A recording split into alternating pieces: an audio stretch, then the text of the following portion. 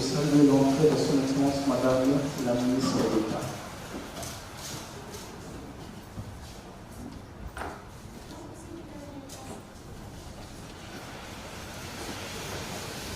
Comme une première prise de contact après si longtemps, c'est peut-être une bonne façon de se rencontrer à nouveau. Et évidemment, on va voir comment on pourra accommoder les demandes pour les réunions individuelles.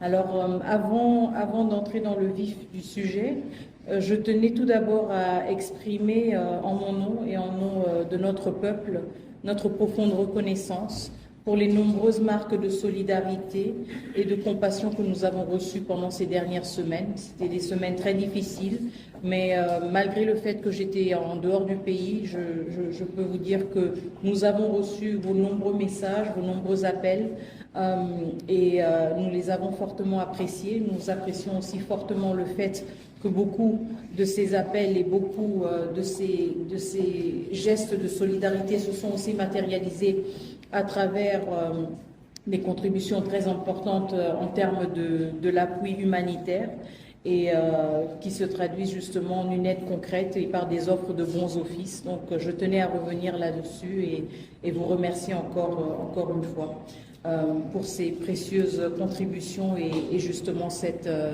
démonstration continue de solidarité.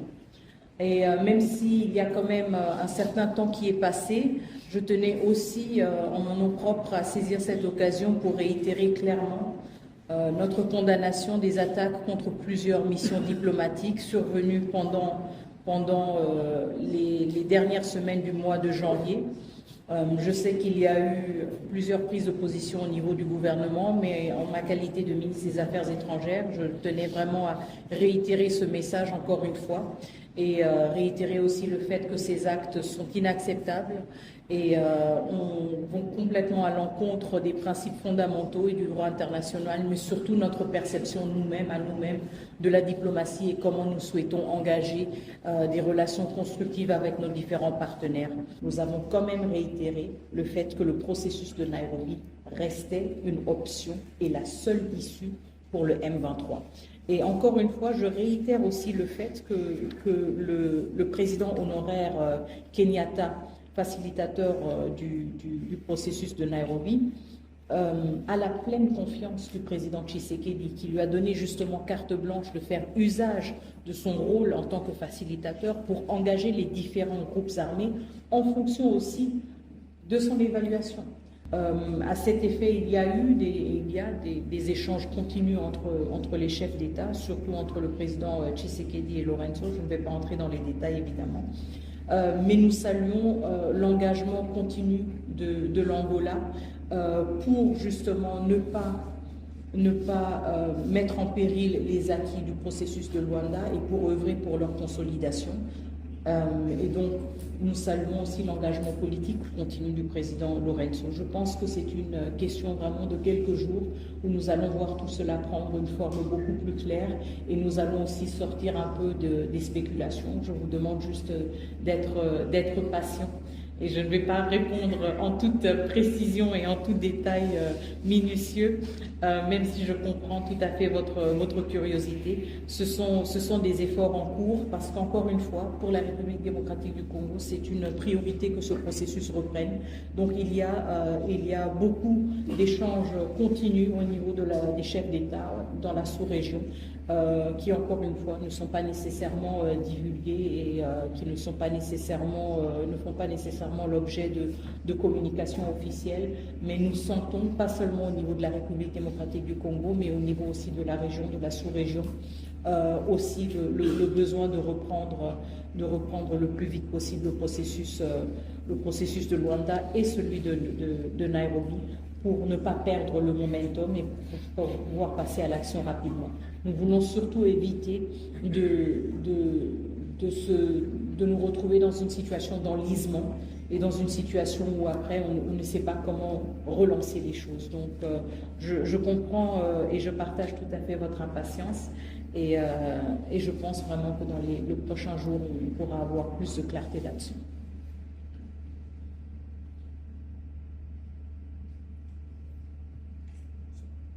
Et je sais qu'il y a une activité de la présidence qui est prévue dans quelques minutes, donc je ne vais pas vous retenir plus longtemps. Je voudrais juste réitérer encore une fois aussi mes remerciements sincères pour votre présence. Je sais que nous avons eu à changer de programme quelques fois. Merci pour votre flexibilité. Et j'espère qu'on pourra se retrouver dans ce format ou dans un format différent dans les prochaines semaines. Je voulais aussi dire un dernier mot par rapport aux sanctions. Désolée, il m'a échappé pendant que je faisais le point. Je voudrais exprimer aussi notre reconnaissance justement pour la prise de position très forte que nous avons vue de certains pays par rapport aux sanctions pour lesquelles nous avons plaidé, nous continuons de plaider. Vous vous souviendrez qu'au niveau du Conseil de sécurité, nous avons insisté sur 5 actions prioritaires, à commencer par d'abord des sanctions individuelles pour responsabiliser les membres de la chaîne de commandement qui commence à Kigali et qui finit au nord Kivu, maintenant au sud Kivu. Il y a une responsabilité qui doit être attribuée à des individus. Et donc nous saluons aussi le courage de certains États membres des Nations Unies de prendre aussi des actions fermes contre des individus. Le deuxième point était lié aux ressources naturelles et l'exploitation illicite des ressources naturelles.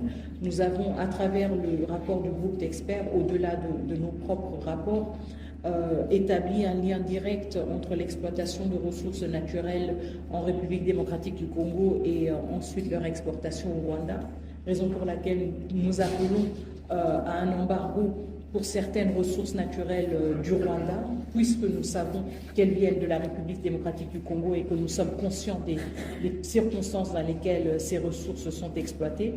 Le troisième point est lié au statut du Rwanda en tant que pays contributeur de troupes aux Nations Unies. Nous pensons que c'est quelque chose d'extrêmement préoccupant, profondément préoccupante. Pour moi, je le dis en toute transparence, en tant qu'ancienne du peacekeeping, ancienne des Nations Unies, c'est quelque chose d'extrêmement préoccupant de voir un des plus grands pays contributeurs de troupes aux missions de maintien de la paix des Nations Unies être lui-même auteur non seulement de violences directes contre des casques bleus, mais aussi de violences indirectes contre les installations des Nations Unies et contre leur capacité à exécuter leur mandat. Je pense qu'il y a une telle dissonance entre cette posture et les principes des Nations Unies qu'elle devrait nous interpeller tous par rapport à ce statut qui est quand même aussi un privilège de représenter et de porter sur son uniforme le drapeau des Nations Unies. Je pense que cela mérite justement d'être réexaminé. Nous avons aussi comme quatrième point, qui était en fait le premier point, désolé, insisté sur le retrait des troupes rwandaises du territoire de la République démocratique du Congo. Et le cinquième point, qui m'échappe toujours, le cinquième point, pardon. Ah, très bien, la traçabilité des armes, justement. Donc, vous vous souviendrez aussi, surtout pour ceux qui suivent la République démocratique du Congo et sa péripétie au Conseil de sécurité depuis plusieurs décennies, vous savez aussi que la République démocratique du Congo était sous embargo d'armes, mais aussi plus tard dans un système, si vous voulez, de notification obligatoire pour tout achat d'armes. Et c'est ce que nous exigeons par rapport au Rwanda. Il ne s'agit pas d'un embargo d'armes, mais il s'agit d'une meilleure traçabilité de ces armes. Donc il s'agit aussi d'utiliser des instruments que le Conseil de sécurité a eu à utiliser par le passé dans la région des Grands Lacs pour assurer une meilleure traçabilité des armes. Nous voulons avoir une plus grande transparence et être mieux en mesure de retracer les armes qui se retrouvent en RDC par rapport à leur achat, et nous pensons que cette obligation de notification serait un instrument important pour assurer cela et pour assurer une plus grande transparence. Donc c'était un peu les 5 points sur lesquels nous sommes revenus plusieurs fois au niveau du Conseil de sécurité. Nous nous réjouissons du fait que certaines déclinaisons, si vous voulez, de ces points de plaidoyer ont été repris repris dans les décisions individuelles de certains États membres, aussi dans la résolution du Conseil de sécurité, et cela nous réconforte justement dans la pertinence de ces démarches. Et nous continuons à insister sur le fait que le Conseil de sécurité et la communauté internationale devraient continuer à faire usage de ces différents mécanismes et instruments pour une plus grande redevabilité, mais aussi, et je pense que ça c'est un point important, mais aussi ne pas sous-estimer le potentiel de sanctions pour éviter encore plus de violence. Donc certes, les sanctions sont rétroactives parce qu'elles sanctionnent un comportement, mais en même temps, elles ont aussi la capacité d'être préventives et de prévenir encore plus de violations, encore plus de violences. Et c'est un point sur lequel nous avons insisté et sur lequel nous revenons souvent. Et nous pensons justement que la situation sur le terrain montre aussi que ces sanctions ont déjà des premières répercussions sur les uns et les autres, et nous pensons qu'il est important de maintenir cette pression aussi dans une dynamique d'une reprise du processus de Luanda, pour que les uns et les autres comprennent qu'il ne s'agit pas de revenir et de faire tabula rasa comme si de rien n'était. Il y a quand même des milliers de citoyens congolais et congolaises qui ont été tués, qui ont été abandonnés sur les rues. Nous avons vu des scènes horrifiques, nos téléphones, et je suis sûre que c'est le cas pour certains d'entre vous, nos téléphones sont pleins de vidéos, d'images atroces.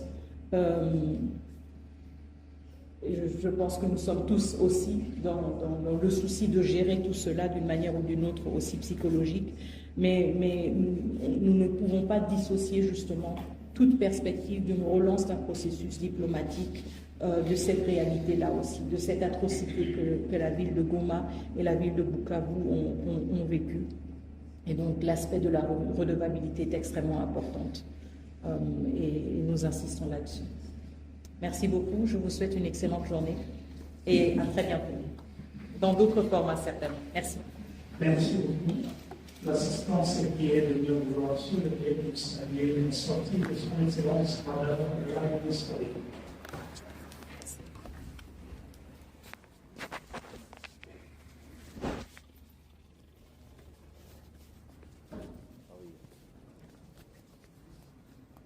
Au revoir.